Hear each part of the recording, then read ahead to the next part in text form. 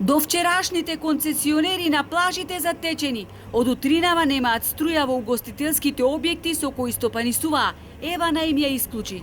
Се работи за 5 локали на атрактивни локации на потегот од Студенчишта до Канео. Тоа се единствените угостителски објекти кои се до денес работеа на ривиерата. Останатите општината ги срамна со земја.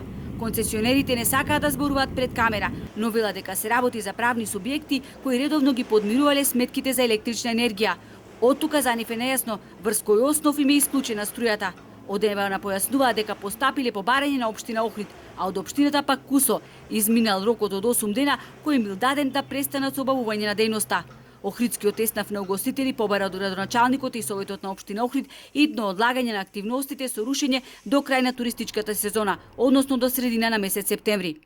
Единствено советот ни одговори дека се неингерентни да решаваат по основ на тоа. Ние бевме малку затекнати од таквиот одговор, бидејќи може и другите тела кои што беа наведени да најдат за сходно барем да се организира една средба на која што ќе беа продискутирани актуелните случувања, а и најголемиот фокус на нашето барање ни беше дека таквите акции не требаше баш сега да се одржуваат, бидејќи без разлика како и што, ние не сакавме да задираме во законитоста.